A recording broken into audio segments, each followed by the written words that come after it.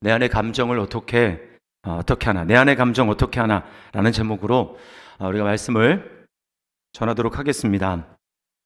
자, 우리는 신앙생활 할 때 저도 여러 번 말씀을 드리는 거지만 감정에 치우치면 안 된다 이런 얘기를 많이 들을 거예요, 여러분이. 믿음은 감정이 아니라 하나님의 말씀에 근거한 전 인격적인 반응이다 라고 이야기를 합니다. 그러니까 뭐냐면 감정은 말씀에 대한 반응의 결과로 우리에게 나오는 것이지 감정이 우리의 믿음을 끌고 가서는 안 된다라는 거예요. 자, 감정이 뭐라고요? 감정은 그냥 이제 말씀을 떠나서 어떤 사실에 대한 우리의 해석 그리고 그것에 대한 우리의 반응입니다. 어떤 사실, 어떤 사건에 대한 우리의 반응. 이게 감정이에요. 그 사실이 하나님의 말씀이라면 그것은 신앙의 감정이 되는 것입니다. 그 결과 나오는 건 신앙의 감정이 되는 거예요. 만약에 그것이 말씀이 아니라 어떤 사실이나 사건, 뉴스에 대한 반응이라면 그것은 그냥 일반적인 감정이 되는 겁니다. 제가 이제 지금 살고 있는 집으로 이사 온 지 이제 한 2년 가까이 돼 가는데요.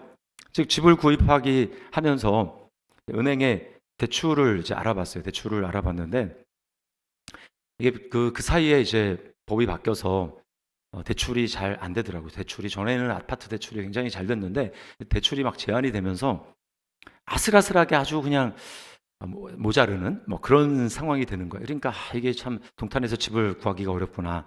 어떻게 해야 되나 이제 그러고 있었어요. 자, 한번 예를 들어보겠습니다. 집을 구입을 하려고 하는데 이제 대출 상담사를 만났어요. 만나가지고 이제 대출 상담사는 대출이 잘 될 거다. 대출 문제 없을 거다. 그렇게 이야기를 했습니다. 그래서 저는 그 사실을 받아들이고 믿고 이제는 새로운 집에서 이제 집을 대출을 받아서 사면 어쨌든 내 집이 되는 거니까 내 집에서 살겠다라고 하는 그런 생각을 하게 되면 어떻습니까? 감정이 기쁘고 즐거운 감정이 마음속에 생겨납니다. 그렇죠? 그것은 대출이 된다라고 하는 그 사실을 내가 반응을 해서 그 사실에 반응해서 나에게 오는 감정이에요. 그래서 막 이렇게 기분이 들떠있고 좋은데 전화가 왔습니다. 자, 은행에서 아쉬운데 아슬아슬한 차이로 신용이 좀 안 돼서 대출이 어렵게 됐습니다. 만약에 그런 전화를 딱 받았다고 생각을 해보십시오. 그러면 이전에 막 들뜨고 기쁘고 즐거운 감정이 싹 사라지고 어때요? 갑자기 우울해지고 심통해지고 슬퍼지고 괴로워지고 그런 것입니다. 왜요?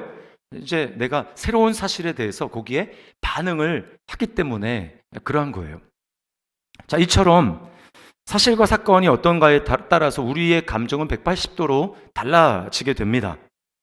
자, 그러면 감정은 어떤 사실에 대한 그 반응이기 때문에 신앙생활을 할 때 그 감정을 그러면 무시해도 괜찮은가? 감정에 휘둘리면 안 되고 감정이 신앙생활의 주가 되면 안 되기 때문에 그럼 감정은 별로 것 아닌 것이냐? 무시해도 좋은 것이냐? 그렇지가 않습니다. 성경을 여러분 우리가 쭉 읽어보면 특별히 시편 같은 경우 보면은 감정의 시라고 해도 될 정도로 굉장히 많은 감정들을 담아내고 있어요. 성경은 감정적인 용어로 충만합니다. 기쁨, 여호와를 기뻐하라. 또 이날은 주의 날이니 기뻐하고 즐거워하라. 이런 말씀. 또 기쁨과 즐거움의 소리, 신랑과 신부의 소리, 이것이 너희 땅에 가득 찰 것이다. 이런 얘기들이 나오고요. 또 신약으로 넘어가면 어떻습니까? 항상 기뻐하라. 이런 말씀이 있잖아요. 그러니까 또 구약에 보면 그가 너로 말미암아 기쁨을 이기지 못하신다. 하나님이 우리를 향해서 그런 기쁨을 감정을 표현하시는 것을 우리가 보게 됩니다. 자, 성경은 우리에게 믿음의 감정을 분명히 이야기를 하고 있어요. 우리가 신앙생활을 하는데 우리 삶에 어떤 그런 감정이 없다. 그러면 여러분 우리 삶은 굉장히 몸이 건조하고 메마른 정말 이게 살아도 사는 것이 아닌 그런 삶을 살아갈 수밖에 없어요. 감정이 신앙의 중심은 아니지만 감정은 매우 중요한 것입니다. 자, 그래서 감정이 어떤 의미가 있는가? 감정은 우리의 정신 또는 우리의 영혼의 계기판 같은 역할을 하는 거예요. 계기판. 자, 우리 영혼과 정신의 건강을 위해서 그러므로 우리는 그 계기판을 유심히 살펴볼 필요가 있습니다.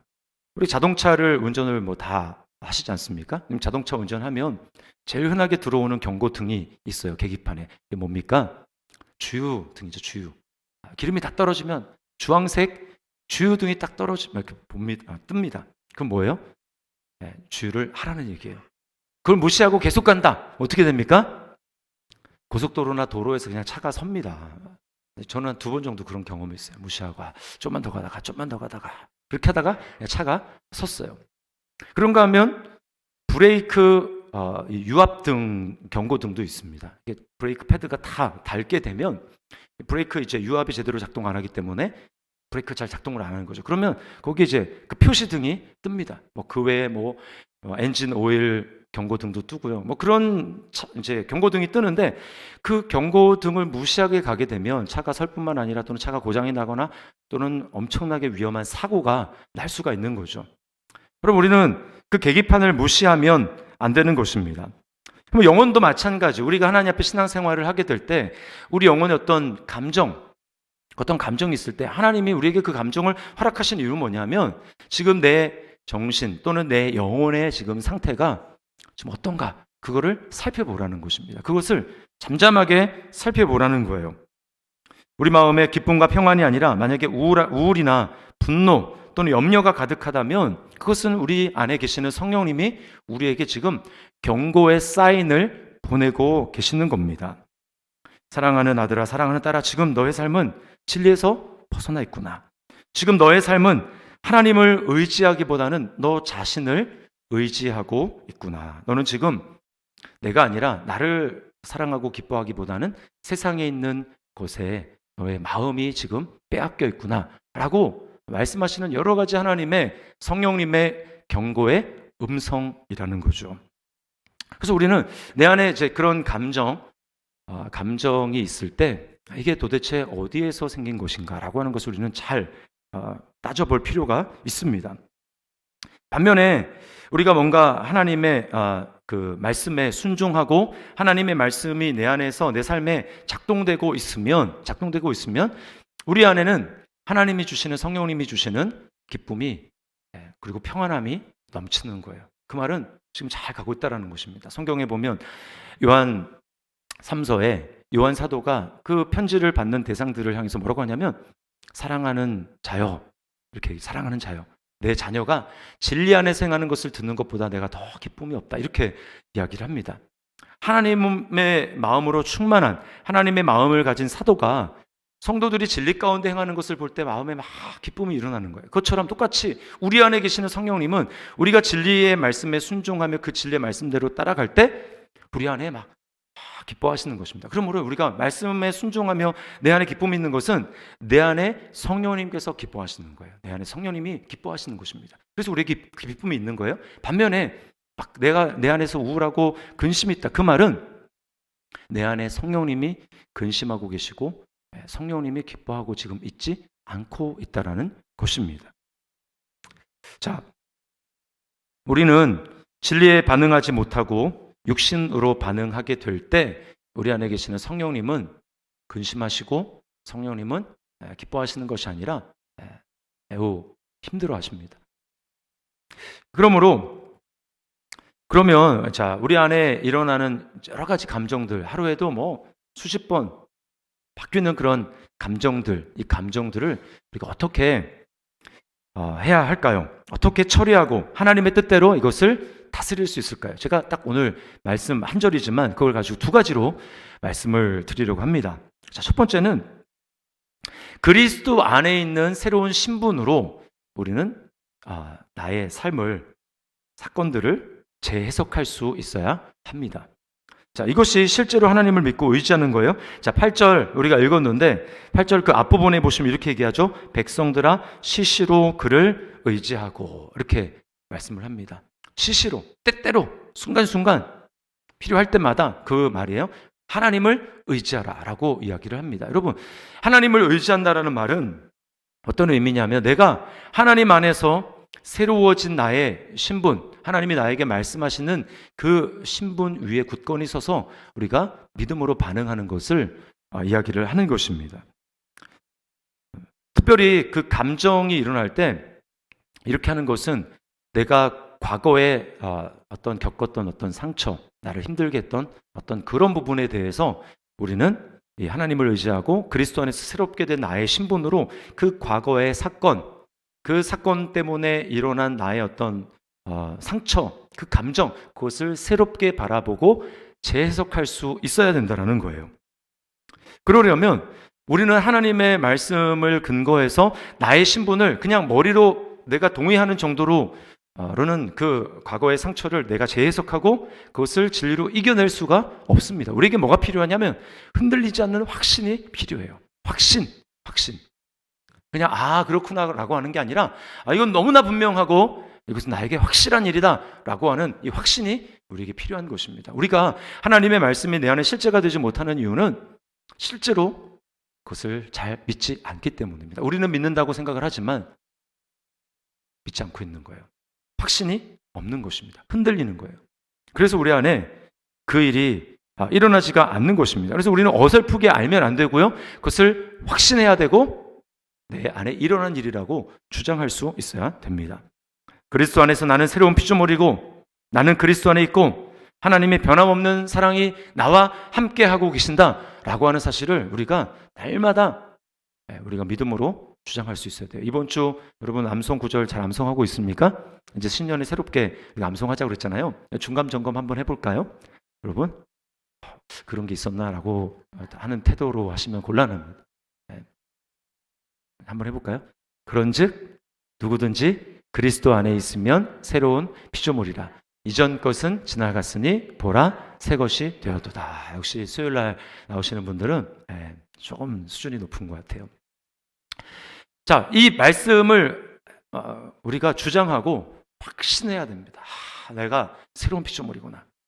그리스도 안에서 나는 이제 완전히 새로워졌구나. 이제 나는 흔들리지 않는 토대 위에 내가 서 있구나. 누구도 이것을 흔들 수 없다라고 하는 그 확신을 가져야 하는 것입니다. 이 바울 사도 정도의 확신을 가지고 우리가 신앙생활을 해야 되는 거예요. 그래서 바울 사도는 어떻게 합니까? 로마서 8장 그 후반부에 보면 이렇게 해요. 뭐 사망이나 생명이나 천사들이나 권세자들이나 능력이나 높음이나 그러면서 현재일이나 장래일이나 그 다음에 제일 끝에 뭐예요? 다른 어떤 피조물이라도 얘기합니다. 다른 어떤 피조물. 그건 뭐예요? 모든 게 다 피조물 아닙니까? 하나님만 창조주고 나머지 모든 것들이 다 피조물인데 다른 어떤 피조물이라도 이 말은 이 세상에 있는 존재하는 어떤 것들이라 할지라도 그 얘기예요. 어떤 피조물이라도 우리를 우리 주 그리스도 예수 안에 있는 하나님의 사랑에서 그다음 뭐죠? 끊을 수 없으리라. 여러분 아멘이십니까? 네, 끊을 수 없으리라. 다른 어떤 것도 끊을 수 없다라고 말하는 거예요. 이 확신입니다. 여러분 이런 확신을 가지고 우리가 과거에 내 삶을 힘들게 했던 어떤 사건 그리고 그것으로 말미암아 내가 받은 상처, 감정 이것들을 우리가 재해석할 수 있는 거예요. 닐 앤더슨 이 목사님이 알고 있는 선교사님 이야기가 나옵니다. 선교사님. 근데 이 선교사님이 새로운 사실을 알고 충격에 빠져서 그게 뭐냐면 자기 아버지가 동성애자라는 사실을 알게 되고 엄청난 충격에 빠졌습니다. 막 감정이 폭풍처럼 몰려와가지고 막 주체를 할 수가 없는 거예요. 어찌할 줄 모르고 사역을 제대로 할 수가 없으니까 닐 앤더슨 목사님을 만나서 대화를 하고 상담을 하는데 닐 앤더슨 목사님이 딱 한 가지 질문을 던집니다. 이렇게 물었어요. 당신의 아버지가 동성애자라는 사실 때문에 당신이 그리스도 안에서 얻은 기업이 달라졌습니까? 다 이렇게 물었습니다. 당신 아버지가 동성애자라고 하는 그 사실이 당신이 그리스도 안에 있는 그 기업에 영향을 줍니까? 달라졌습니까? 딱 한마디 물었어요. 뭐 선교사님이니까 벌써 알아듣죠. 그러니까 감정에 막 휘둘리고 있는데 딱 그 한 가지의 사실을 딱 깨우쳐 주니까 딱 벌써 중심을 잡을 수가 있는 겁니다. 변화가 없다라는 것을 깊이 자각하게 됐어요. 아버지가 그런 사실이 그리스도 안에 있는 나의 신분에 하나님 안에 있는 나의 이 유업에 영원한 유업에 어떤 영향도 끼칠 수 없지라고 하는 사실을 다 깊이 자각하고 확신하게 되면서 다시금 사역을 잘 감당할 수가 있었다라는 것입니다. 여러분 바로 이거예요. 우리는 사실은 나에게 전혀 해를 끼치거나 다르게 하지 못하는데도 불구하고 우리는 과거에 일어난 그 사건들에 감정적으로 막 휘몰아쳐서 앞으로 나아가지 못하고 하나님의 뜻을 이루지 못하고 하나님이 기뻐하시는 믿음으로 반응하지 못할 때가 많다라는 거예요. 자, 그래서 첫 번째는 시시로 하나님을 의지하는데 그것은 바로 그리스도 안에 있는 새로운 나의 신분을 주장하는 것입니다. 자, 두 번째는 하나님께 나의 감정을 쏟아 놓는 것입니다. 자, 8절을 다시 보세요. 다시 한번 우리 읽어보겠습니다. 시작. 백성들아, 시시로 그를 의지하고 그의 앞에 마음을 토하라. 하나님은 우리의 피난처 시로다. 토하라라고 하는 이 말은 쏟아붓다라는 걸 얘기하는 겁니다. 쏟아붓다. 이제 모터가 없던 시절에 저희 이제 예전에 지하에 저희 아버지가 개척교회를 하셨을 때 그때 지하가 굉장히 좀 깊었거든요. 근데 싱크대가 있는데 그 당시에 이제 돈이 없어가지고 그 설거지를 하면은 이렇게 물이 이제 나오지 않습니까? 그러면 그 하수구로 해서 이거를 모터로 해서 위로 빨아서 밖으로 나갈 수 있도록 해야 되는데 그게 없었어요. 그래서 어떻게 했냐면 큰 고무 그 이제 고동색 그 달아 있지 않습니까? 그거를 그 밑에다 놓고 물을 쓰고 항상 이제 확인을 하고 어느 정도 찼다. 그럼 이제 그거를 들고 버려야 되는 거예요. 그러니까 저희 형이 이제 중학교 때 그 담당이었어요. 엄청나게 짜증냈습니다. 너무 힘들다. 충분히 이해가 됩니다. 그래서 형은 지금 자기가 키가 안 큰 거는 그때 무거운 거를 많이 들었기 때문이라고 이렇게 이야기를 해요. 불평을 합니다. 자, 그 토한다라는 것은 그 차 있는 것을 이렇게 쏟아 붓는 것을 이야기를 하는 거예요. 여러분, 우리는 이 시편의 저자가 다윗이라는 것을 좀 기억할 필요가 있습니다. 다윗, 다른 사람이 아닌 다윗. 다윗의 인생을 한번 생각을 해보십시오. 다윗의 인생은 그렇게 기쁘고 즐거워할 만한 그런 환경이 아니었어요. 원래 사람이 자존감과 이 기쁨의 근원이 주로 어디서부터 형성이 되냐면 가정에서부터 형성되지 않습니까? 가정에서 부모로부터 인정을 받고 사랑을 받으면 그 아이는 그래도 뭔가 좀 건강하고 자존감이 높고 삶을 의연하게 대처할 수 있는 그런 이 토대를 갖게 되는데 그렇지 이제 못할 인생을 살 확률이 굉장히 높은 거죠. 다윗은 굉장히 사실은 가정 환경이 개척 좋지도 않았습니다. 우리가 잘 알듯이 부모로부터 인정을 받지 못했어요. 8명이나 되는데 형제가 막내 아닙니까? 부모님이 대놓고 무시를 했습니다. 그러니까 기회는 공평하게 줘야 되잖아요. 우리가 오늘날 젊은이들이 이 세상에 대해서 분노하고 있는 게 공평하지 않은, 공정하지 않은 부분에 대해서 화를 내고 이제 분노하는 것 아닙니까? 기회 자체가 박탈당했어요. 왕이 될 수 있는 그 기회, 되든 안 되든 어쨌든 거기에 설 수 있는 기회는 줘야 되지 않습니까? 근데 아예 부르짖조차를 않았어요. 그러니까 얼마나 여러분 그게 억울하겠습니까? 부모님이 나를 그렇게 생각한다라고 하는 것을 알게 될 때 굉장히 억울하죠. 그리고 사무엘상을 읽어보면 형들도 다윗에 대해서 그렇게 우호적이지 않았습니다. 다윗이 굉장히 핀잔을 주고 다윗을 깎아내리는 그런 가정 환경 가운데 살아났어요. 그러니까 여러분 다윗이 얼마나 참 괴로운 삶을 살았겠습니까? 그러니까 시편에서 다윗이 내 부모는 나를 버렸으나 이렇게 이야기를 한다라는 거예요. 상처를 받았겠죠. 우울했을지도 몰라요. 자, 그리고 이제 다윗이 아주 그 모든 과거를 돌려버릴 수 있는 큰 성공을 하지 않습니까? 골리앗을 죽이고 그리고는 왕의 사위가 됩니다. 왕의 사위가 되고 또 왕을 옆에서 보좌할 수 있는 굉장히 높은 관직에 올라갔어요. 성공이죠. 이제 누구도 다윗을 이제 괄시하거나 무시할 수 없는 그런 존재가 됐습니다. 그런데 그건 잠깐이었어요. 잠깐.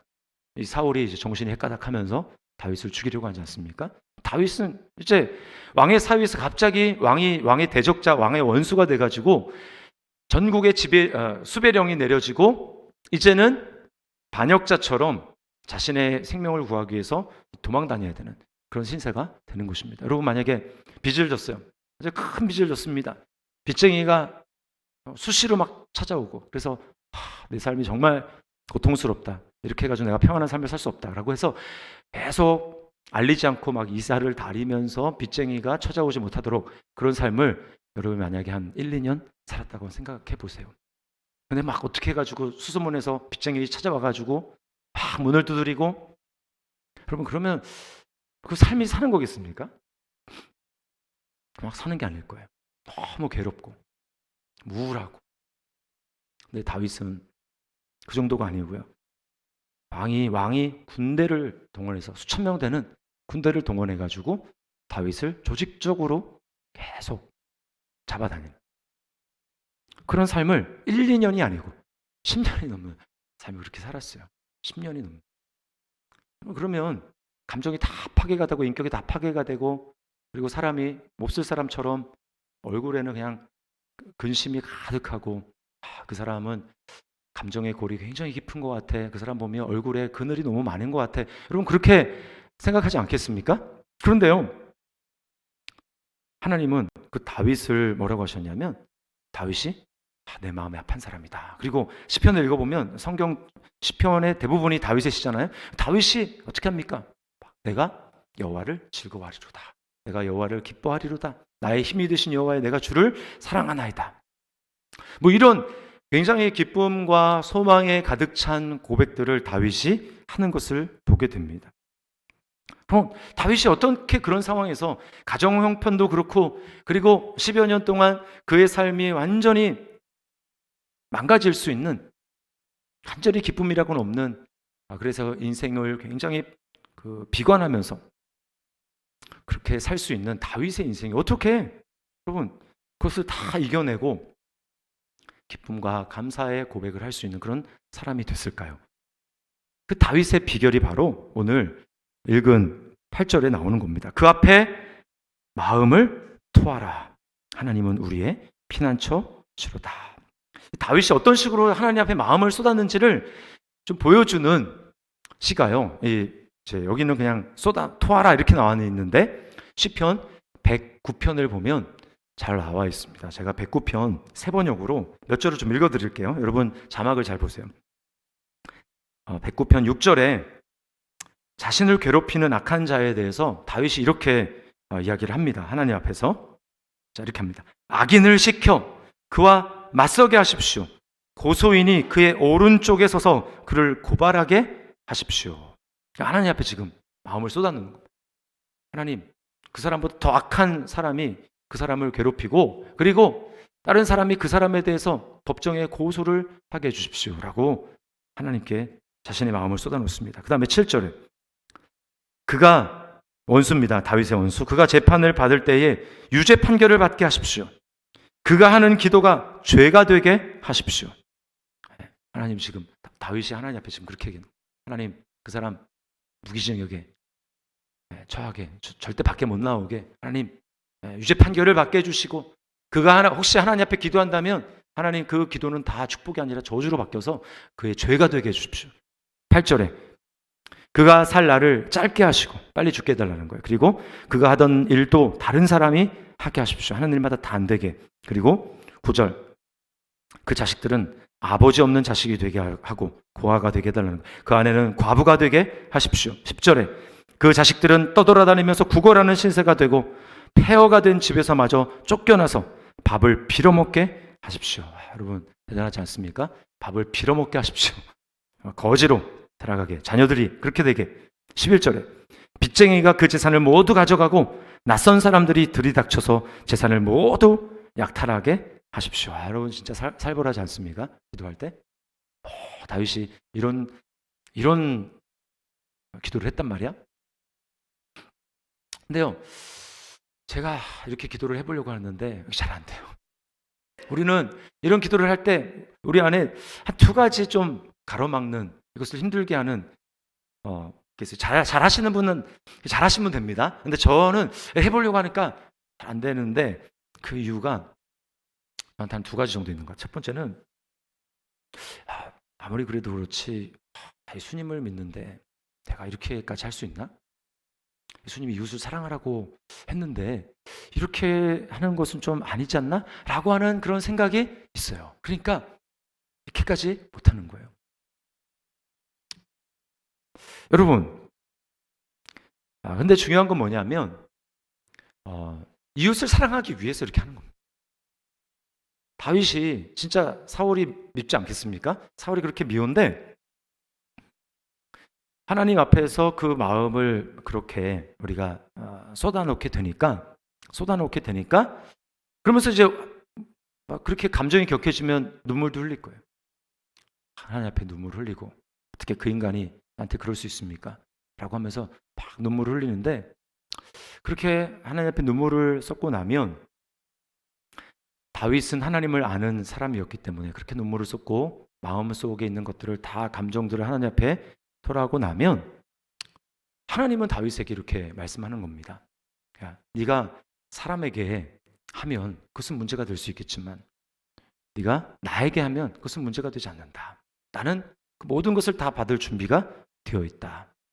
하나님은 다윗의 그 기도를 들으시고 그것을 문제 삼지 않은 거예요. 다윗을 정죄하지 않으시는 거예요. 다 받아주시는 겁니다. 그리고는 다윗 끝난 그렇게 마음의 감정을 쏟아낸 다윗에게 하나님은 이렇게 말씀합니다. 그래 나한테 다 쏟아놓거라. 나한테 하지 않으면 너가 누구한테 그렇게 할 수 있겠니?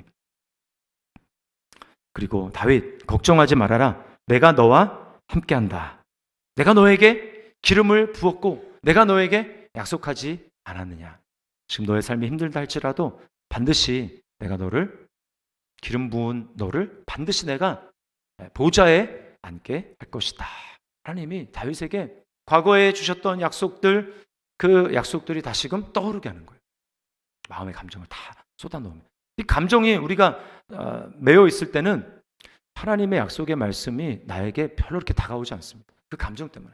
근데 감정을 하나님 앞에 다 쏟아놓고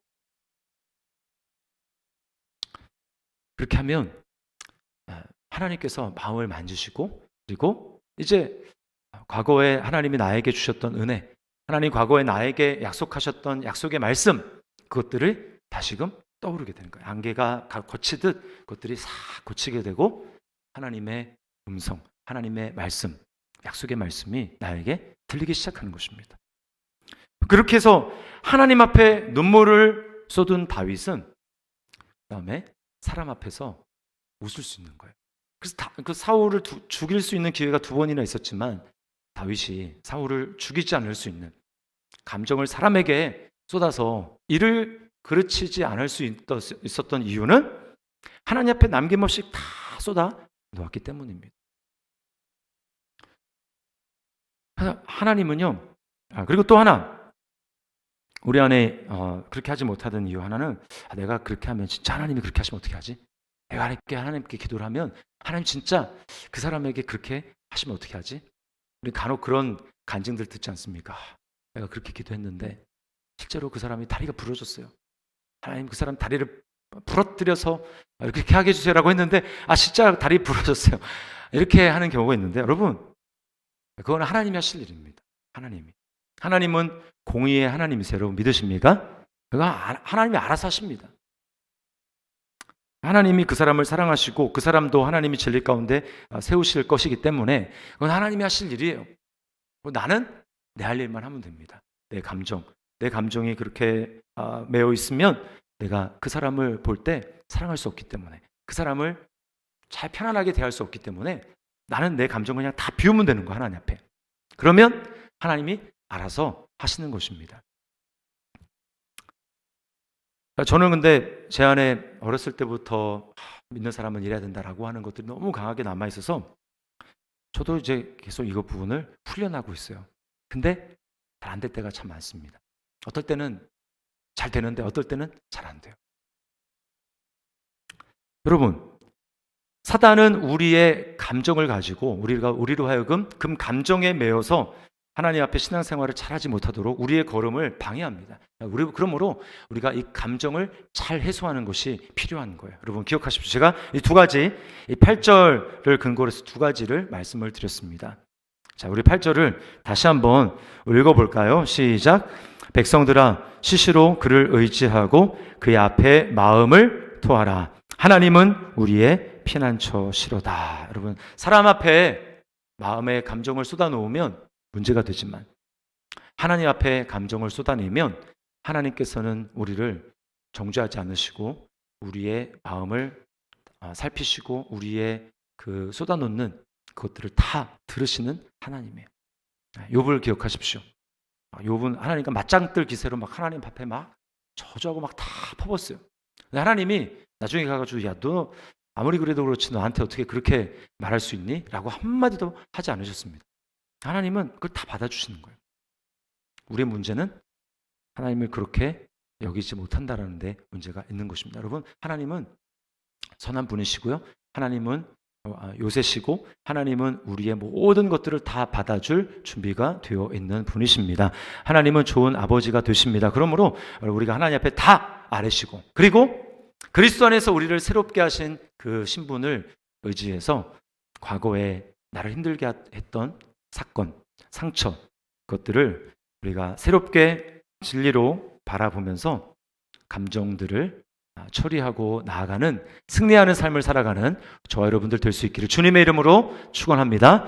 우리 아까 했던 찬양 한 번 더 하겠습니다. 힘들고 지쳐 낭망하고 넘어져 일어날 일 전혀 없을 때. 우리 찬양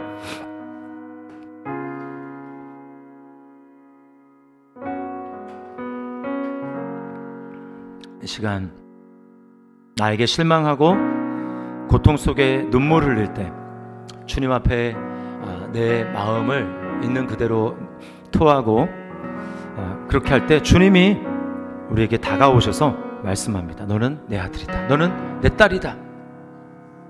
변함없이 그렇다.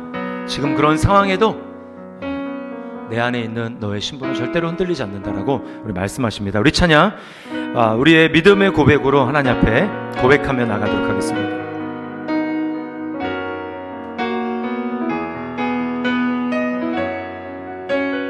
힘들고 지쳐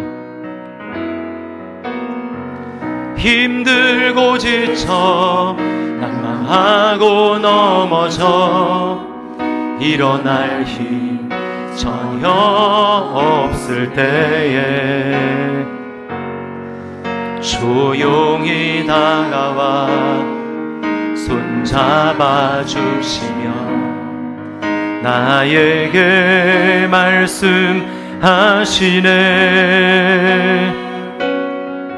나에게 실망하며 내 자신 연약해 고통 속에 눈물 흘릴 때에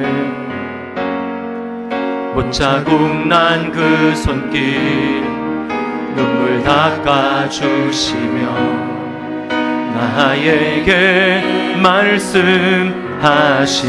너는 내 아들이라 너는 내 딸이라 너는 내 아들이라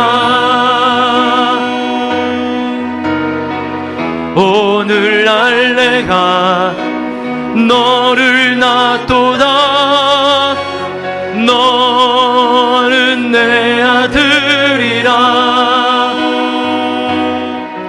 나의 사랑하는 내 아들이라 언제나 변함없이 언제나 변함없이 너는 내 아들. 우리의 신분은 절대로 변하지 않습니다. 나의 십자가 고통 나의 십자가 고통 해산의 그 고통으로 내가 너를 낳았으니 너는 내 아들이라 오늘날 내가 너를 낳도다 너는 내 아들이라 나의 사랑하는 내. 우리 다시 한번 주의 음성 듣기 원합니다. 너는 내 아들이라 너는 내 아들이라 오늘날 내가 너는 내 딸이라 너는 내 딸이라 나의 사랑하는 내 딸이라 내 딸이라. 우리 시간에 마음을 주님 앞에 토하는 쏟아놓는 그런 시간이 됐으면 좋겠습니다. 여러분의 안에서 감정은 지금 어떤 계기판을 가리키고 있습니까? 뭐라고 얘기하고 있습니까? 그것을 그냥 버려두면 여러분, 우리 마음은 메마르게 되는 것입니다.